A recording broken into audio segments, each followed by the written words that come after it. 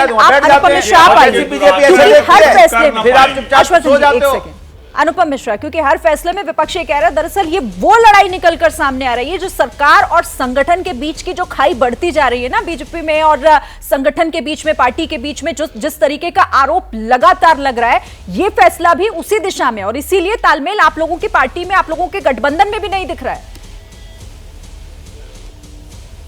देखिए, विपक्ष क्या कहता है मुझे उसमें जाने की बहुत आवश्यकता नहीं है, और किसी भी राजनीतिक दल में समीक्षाएं होती हैं, बैठकें होती हैं, विचारों का आदान प्रदान होता है, मतभेद होते हैं, लेकिन संगठन वही शक्तिशाली होता है जिसमें विपक्ष की बातें, विरोध की बातें, सारे स्वर सुने जाते हैं, फिर एक राय बनाई जाती है।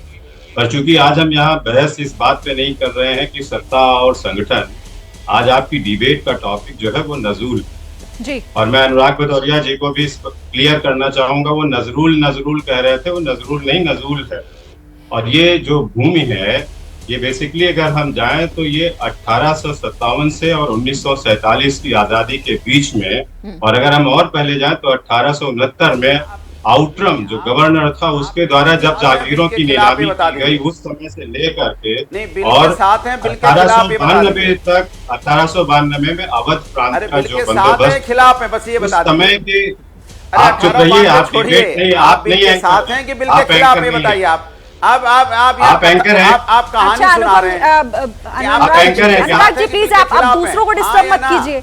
मैं एक मिनट के खिलाफ में अनुराग भदौरिया, आप डिस्टर्ब कर रहे हैं ना, अब आप थोड़ा शांत रहिए, मैं पूछ लूंगी, मैं पूछ लूंगी। अनुपम देखिए, जो आप बता रहे हैं ना, ये तो सब जानते हैं इस बिल के बारे में, कब क्या हुआ, कब इस पर किस तरीके की बातें हुई, बहस हुई, वो सारी बातें एक तरफ है, लेकिन दूसरी तरफ सवाल अब ये उठ रहा है कि क्योंकि पार्टी के भीतर से भी यही आवाज आ रही है कि जल्दबाजी में बिना सोचे समझे इस फैसले को ले लिया गया, और अनुराग जी जो सवाल उठा रहे हैं उसका भी जवाब दे दीजिएगा कि आपका स्टैंड क्या है इस बिल को लेकर। मैं आपको वही बात कह रहा हूँ, इसलिए मैंने उनको बीच में टोका कि जब एंकर आप हैं तो आप पूछेंगे सवाल, उसमें ये मैंने टोक दिया ना। मेरा ये कहने का आशय है कि जब वो बिल आया उसके बाद में उस बिल पर सरकार ने सुझाव भी मांगे हैं, वो प्रवर समिति को बिल दे दिया गया है। सरकार ने इस बिल का अगर आप नाम देखें तो साफ साफ लिखा है उत्तर प्रदेश नजूल विधेयक 2004-24 और लोक प्रयोजनार्थ प्रबंध आप लिखा है उपयोग हेतु।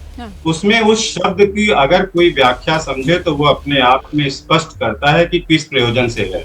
सरकार ने ये भी स्पष्ट किया हुआ है कि इससे किसी को उजाड़ा नहीं जा रहा है, इससे किसी को कहीं पे सताया नहीं जा रहा है, ये सिर्फ उन लोगों के खिलाफ होगा जिन्होंने अवैध रूप से भूमि पर कब्जा कर रखा है। लेकिन देखिए, लेकिन इसको लेकर कंफ्यूजन तो है, ये मानना पड़ेगा आपको, क्योंकि इस पर एक मत आप लोगों के साथ भी नहीं है, लेकिन आपने अपना स्टैंड क्लियर नहीं किया।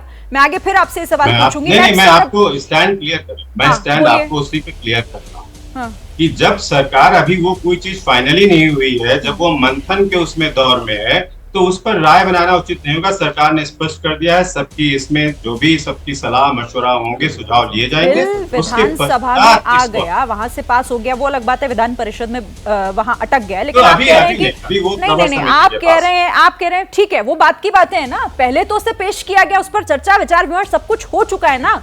आप कह रहे हैं कि अभी आधे अधूरे में ही है, ठीक है। हमारे साथ सौरभ मालवीय जी भी हैं, प्रोफेसर हैं लखनऊ यूनिवर्सिटी के, माफ कीजिएगा, मैं उनसे समझती हूँ कि ये सारी बातें एक तरफ, नजूल बिल को लेकर जिस तरीके से कहा जा रहा है कि ये गरीबों के साथ अत्याचार है, सरकार कह रही है कि हम तो सिर्फ और सिर्फ भूमाफियाओं के खिलाफ इसे लेकर आ रहे हैं ताकि जिन जमीनों पर कब्जा है वो तमाम चीजें जो है वो सुधर सकें। क्या लगता है सर कि मतलब इस मामले में वाकई कंफ्यूजन बना हुआ है या ये गरीबों के हित में है? देखिए, वास्तव में सदन में चर्चा परिचर्चा होना स्वस्थ लोकतंत्र का परिचायक है। वो दर्शाता है कि एक अच्छा लोकतंत्र भी जिंदा है। इसीलिए बिल पर चर्चा के लिए यह सदन के पटल पर भेजा गया। तो किसी भी कानून के निर्माण की प्रक्रिया एक लंबी होती है, एक प्रोसेस होता है और उस प्रक्रिया से वह बनता है। अब इसका जब विधान परिषद से आपत्ति होके आई और आपत्ति कहां पर आई, तो इसके जरा कारणों पर हम जब सोचेंगे तो देखिए, कई सरकारों ने, पीछे की कई सरकारों ने, कुछ मूलभूत समस्याएं हैं, उसको मानना चाहिए, ध्यान में वो बात ठीक है, लेकिन पूर्ववर्ती सरकारों ने, कुछ पहले की जो भी सरकारें रही होंगी, उन लोगों ने भू माफियाओं को नजूल की जमीन पर जिस तरह का संरक्षण दिया, वह कहीं ना कहीं इस समय समाज, देश और राज्य के सरकार के लिए एक चुनौती है।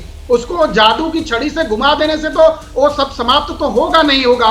इसलिए बात बार बार आ रही है कि अधिकारियों का मनमानी हो जाएगा, डंडा चल जाएगा। अरे अधिकारी का काम है सरकार की योजनाओं को अमली जमा पहनाना, जनता की रक्षा सुरक्षा देना, यह नहीं कि वहां रहने वाले लोगों के लिए घर को नष्ट कर देना। तो कानून, संविधान के निर्माण में कितनी लंबी चर्चा हुई, बहुत लंबी, रातों रात तो बन नहीं गया संविधान। मुझे ऐसा लगता है कि इस पर कानून कठोर बनना चाहिए और वह लोक कल्याण, जनहित के लिए जो जमीनें हैं, नजूल की जो जमीनें हैं, वो सरकार के नियंत्रण में हो। भू माफिया, इन लोगों को के तरफ कठोर कार्रवाई हो और कहीं ना कहीं लाभ पहुंचाने वाली जो योजनाएं हैं कि पट्टा पर पट्टा, पट्टा पर पट्टा, इस पर ब्रेक लगना चाहिए। इसलिए यह विरोध का स्वर गूंज रहा है, पर मुझे ऐसा लगता है कि स्पष्ट तौर पर सरकार इस पर नीति और क्लियर करे। ठीक है सर। जैसे ही घड़ी का काटा दोपहर 2:30 पे आए, बबीता जी का दिल सास बहू साजिश के लिए मचल जाए। और ये है इनकी बहू, पूरे दिन ऑफिस की टेंशन हो जाए गॉन जब ये करें अपना फेवरेट शो फ्री टाइम पे ऑन।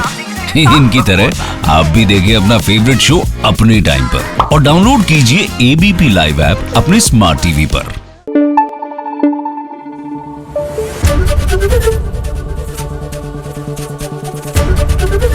एबीपी न्यूज आपको रखे आगे।